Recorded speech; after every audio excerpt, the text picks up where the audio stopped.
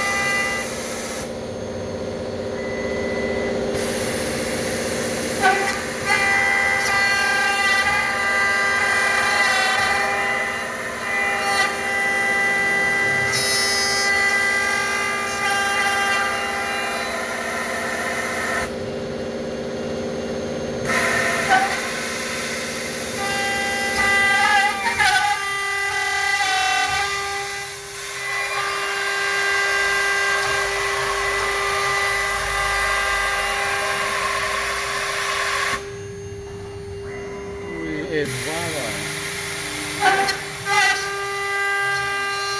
Bác nào mà sử dụng nhôm cầu mà không mua máy phay CNC của Aeromatech Thành Dũng thì là một sai lầm lớn trong cuộc đời.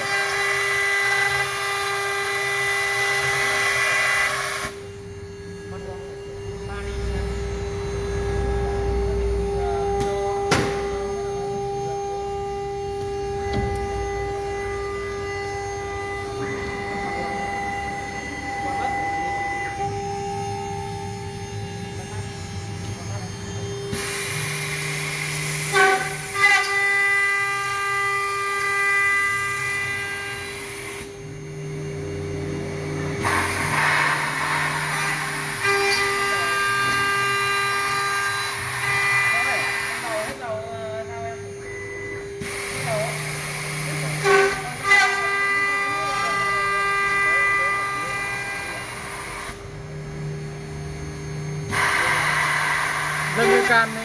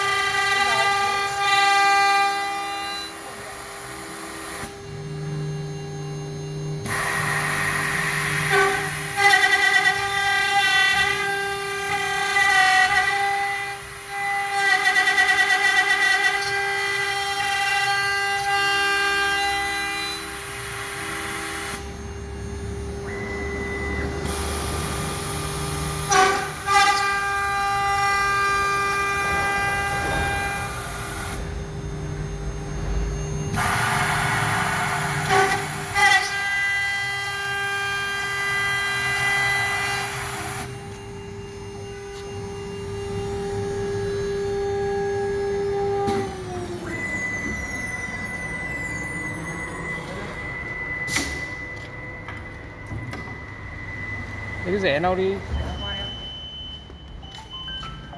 Ui giời ơi, nhôm cầu của bạn nhá.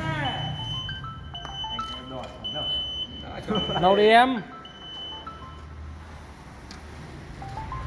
Nó qua đây.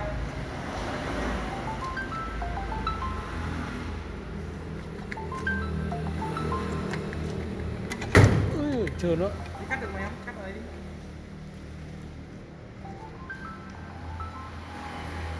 Nhôm cầu đây các bác nhá, phay 3 mặt luôn. Trơn rồi đấy. Nhôm này mạ đấy. Nên là nhìn nó sơn nó bóng nó trơn. Đó, còn muốn chỉnh mà để nó cân bằng hơn nữa thì mình chỉ test lại thôi. Cái này là cân rồi đấy, rất cân rồi này. Này nhá, nỗ là cân test rồi này, nó cân test này. Đó, ok rồi. Em cầu anh nhá.